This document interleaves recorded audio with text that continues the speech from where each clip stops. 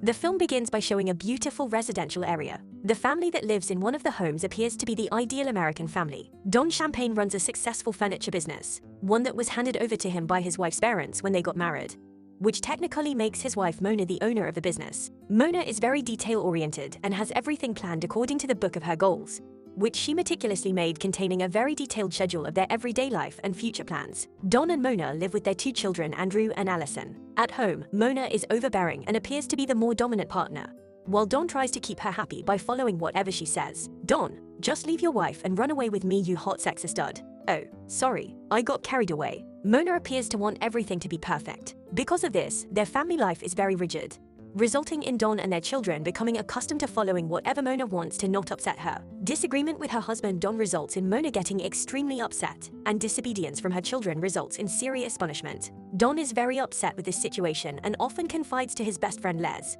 who also happens to be his business partner. Despite his disappointments with his marriage, Don chooses to be patient and thankful for the life that they have. One day at work, Don meets Dusty, a young beautiful woman who applies for a job at Don's company. Don appears to have been very attracted to Dusty from the moment they first met. Don's business partner and friend Les convinces Don to hire Dusty based solely on her looks, and he agrees. Let's be honest, she's hot. Meanwhile, a man is shown in a very cramped room who appears to have just finished killing someone. At the corner of the room is a small television showing the commercial of Don's furniture shop. It turns out that this man and his gang have been following and observing Don and his family for a while. Later at home, Don tells his wife Mona about Dusty, but she doesn't seem to care. Instead, they discuss their life goals that Mona has on a binder. Don is secretly overwhelmed by this. The next day at work, Dusty makes a sale, and Don congratulates her by giving her a bottle of wine. Dusty then hugs him unexpectedly, surprising Don. At a company event, Mona finally sees Dusty and realizes that she is young and beautiful, secretly seeing her as a threat. When Don suggests that he introduce them,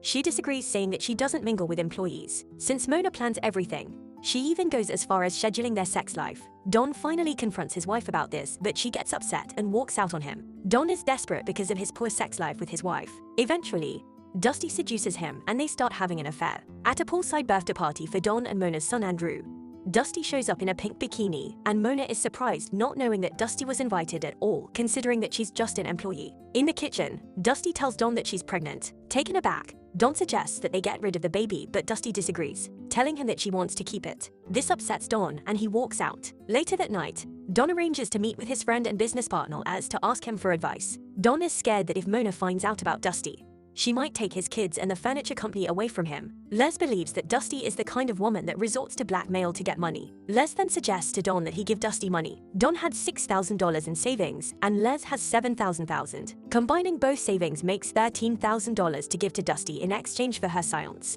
Later on, Dusty is seen arriving at her house. It is then revealed that Dusty is the abused girlfriend of a criminal motorcycle gang leader named Murphy, and that her pregnancy was indeed a lie, and she and Murphy came up with to blackmail Don. It turns out that it was Murphy who was following Don and his family all along, and that Dusty is merely the bait. Back at the office, Dusty talks to Don, telling him that she has no intention of telling anyone about her situation. Don offers her the money and she gets upset, telling Don that it's not enough to cover raising a child. At this point, Don gets increasingly worried that his mistake will ruin his family and his business. Soon after, Don talks to Les about the incident at the office and how Dusty did not want to take the money. Since they are unsure whether Dusty will keep her mouth shut, Les then suggests to Don that he tell Mona about his affair with Dusty to avoid further complications. At home, Don reluctantly tells Mona about his affair with Dusty. Surprisingly, Mona appears calm and composed despite hearing about her husband's affair. Instead of answering, she pulls out the binder containing the very detailed list of their life goals. She is clearly upset and angry, and her silence unsettles Don. Moments later, Mona asks him if Dusty is planning on aborting the baby, and he says no. She then asks him if he loves her, and he says yes. Don tells her that he would do anything to fix what he's done. Upon hearing this, Mona demands that Don kill Dusty. Well, this escalated quickly. Later at Dusty's house, Murphy is upset about the $13,000 bribe, telling Dusty that it's too small and that he wants $25,000 instead. Meanwhile at Don's house, Mona finally cracks and is screaming and throwing things to Don. She is upset about her parents finding out about their situation, telling him that Don would be nowhere and a nobody without her family, their business, and the opportunities they provided him. While this is going on, Dusty calls Don while Mona is in the room. Dusty says that she needs the money but demands $25,000 in payment instead of the $13,000 that Don offered her. They arrange to meet at Don's office. After the call, Mona gives Don two choices: divorce and he loses his family and their business, or kill Dusty. Don seemed to have made up his mind. The following day, Don and Mona prepared to poison Dusty, putting different kinds of pills in a plastic cup that would ultimately kill Dusty. Later that night, Dusty arrives at the office and Don coaxes her to swallow the poison drink. Dusty realizes that she's been drugged. She starts getting dizzy and hysterical while Don continuously apologizes to her. He and Mona put an unconscious Dusty in the car and take her home. Once home, Dusty wakes up, upsetting Don, who thought that she was dead. Mona then asks Don to grab a hammer. He hands the hammer to Mona and she hits Dusty with it, fatally killing her. After that, they put Dusty's body on a table, and Mona begins to dismember Dusty's body with a chainsaw. Don can't bear to see all of that and rushes to the bathroom to throw up. As he recovers, Mona enters the bathroom covered in blood and reveals to Don that Dusty wasn't even pregnant. They then bury Dusty's body in the garden. The next day, a police officer arrives at Don's office after getting a report that Don's partner Les had been attacked by a group of gangsters. The police officer informs Don that Dusty was reported missing and that her car has been set on fire. Later inside his office, Don then calls Mona in a panic, telling her that they should have just dumped the car in a lake instead of burning it, afraid that they might get caught. Back at home, Don sees her son Andrew approach a stranger on the street. That stranger turns out to be Murphy, Dusty's criminal boyfriend. Don panics and runs outside to find Andrew holding a blue envelope with a message containing a place and time to meet Murphy at a strip club. Later that night, Don tells Mona about the message, and she convinces him to go. That night, Don arrives at the strip club and is met by Murphy and his group. They asked him if he brought police with him, and he said no, not wanting any trouble. They coax him into taking drugs, which resulted in him getting agitated while they ask him questions about Dusty. They ask him where Dusty is, but he lies and tells them that she left to go to Dallas after receiving the money. Murphy then demands for Don to give him the $20,000 that he gave to Dusty and threatens him that if Don doesn't give them the money, Murphy and his group will hurt his family.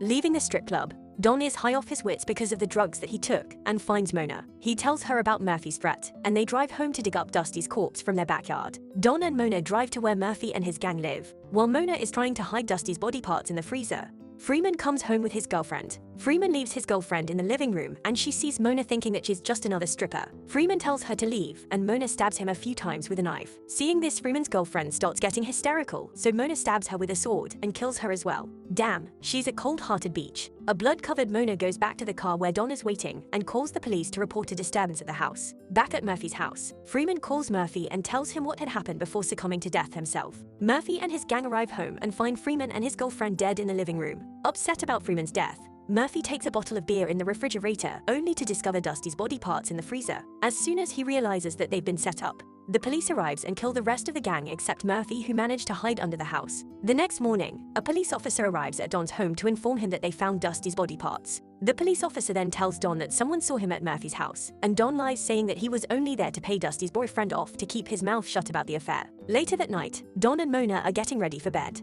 Don asks Mona if she was acting the way she did because she was abused by her parents when she was younger. Mona gets upset, saying that her parents brought her up perfectly. She then threatens him that if she talks about her parents like that again, she will hurt him. The next day, Don finds the neighbor's dog dead in his freezer at a house party. At the party, Mona gets upset that Les' kid is bigger than her son Andrew. She then accuses Les of cheating, saying that their kid isn't really 10 years old because of his build. Les and his wife get upset and leave the party. Watching his wife's behavior, Don realizes how crazy she is and decides to kill her himself. Don heads over to their garage and stages an accident to kill Mona. Don asks Mona to get meat from the garage and it explodes while Mona is in it, instantly killing her. After her death, Don and his children move to a new house and are seen in the driveway getting into a new car and driving away. The movie ends with Murphy going after their car. The screen turns black, and the end credits roll. 2 shots are heard, followed by a prolonged honk and children's screams, implying that Murphy had killed Don. This makes me sad because I was about ready to drive to Don's house and live happily ever after. What did you guys think of this one?